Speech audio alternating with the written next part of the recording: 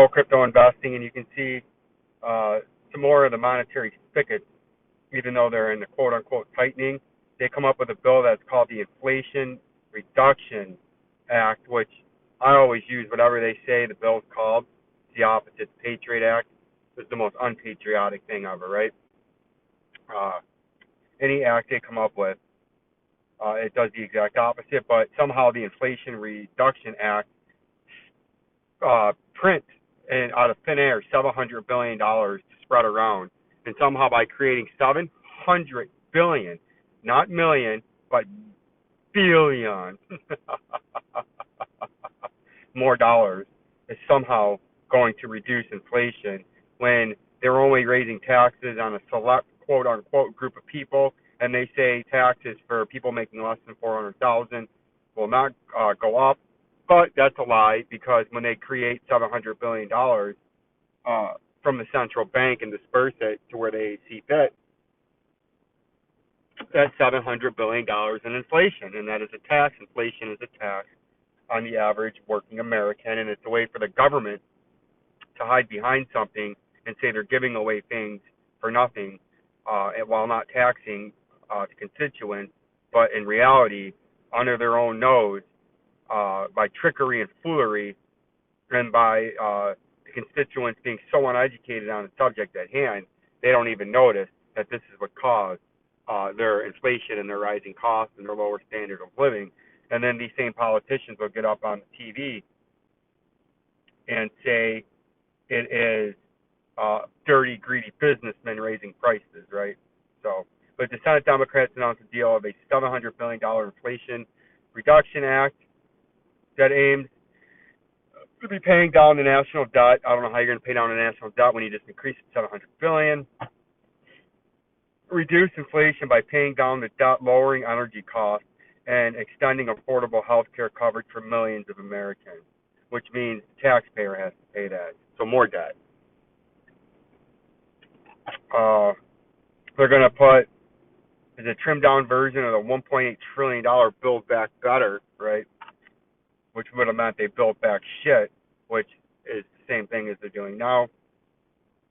Blah, blah, blah. Cap insulin prices. The Inflation Act will raise $739 billion in revenue, which means $739 more billion confiscated from the hardworking men and women of this country. Would come 15% corporate minimum tax, another $288 billion would come from prescription drug pricing reform. I don't know how by them saying the prescription's lower that they're going to collect more taxes. Senate Democrat also said the act would invest a total of $433 billion in the energy sector and climate change, $369 billion. I mean, what a waste of fucking money, right? We're going to end up like the countries where they're overthrowing their finance ministers and energy ministers and prime ministers and presidents on the other side of the sea because they are having runaway inflation and unaffordable energy costs and a really shitty energy grid, right? When they go to this green nonsense. But we're going to dig the hole and we're all going to fall right into it, right? $64 billion to the Affordable Care Act.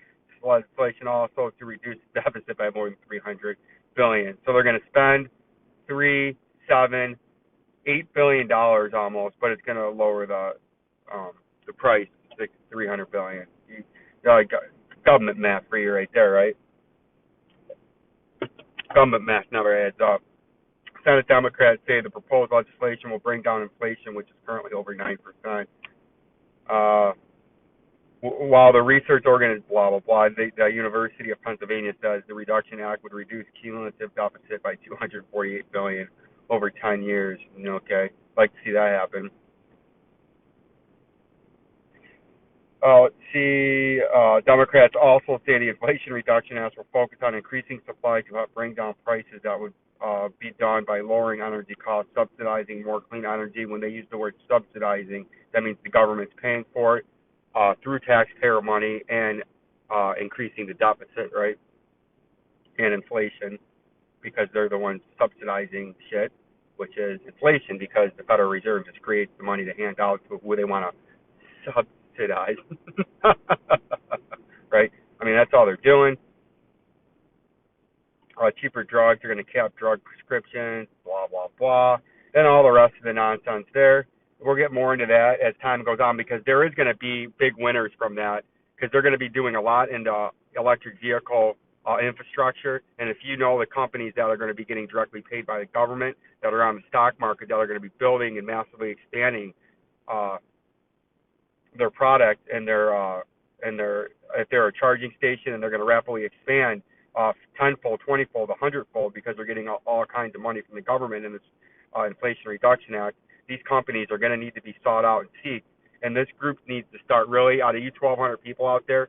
You need to start digging into some of these coins, digging into some of these groups that are going to be taking advantage of this money that's going to be printed over the next 5, 6, 7 years, and we need to start doing our research as a community and bringing to the forefront not all this random nonsense, but the true ones and the true companies and the true coins that are going to be in the blockchain technology that are going to be the main players in the field. We have a big enough audience to start seeking and finding and educating ourselves and researching individual coins more than just the chart, right? So that's my challenge to you, the audience, to bring some of these golden projects and technology companies that are going to be on the forefront of the next prosperity boom in the technology sector, right?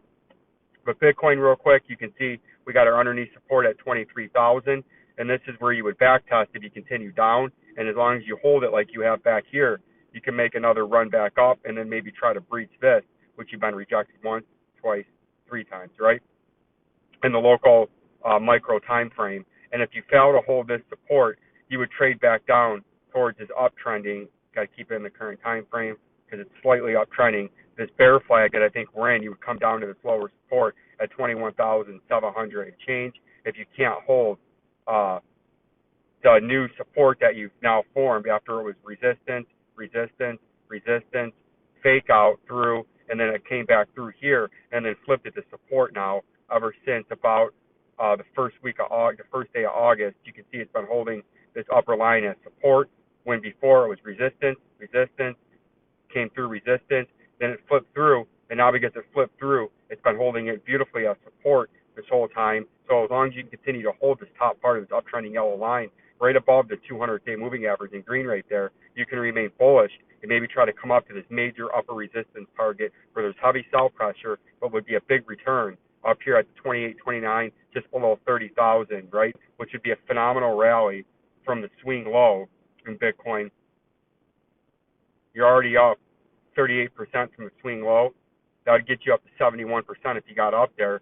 But you got to watch out to see if it continues to trade down. Does it hold that 200-day in the 4-hour and that uptrending 23,190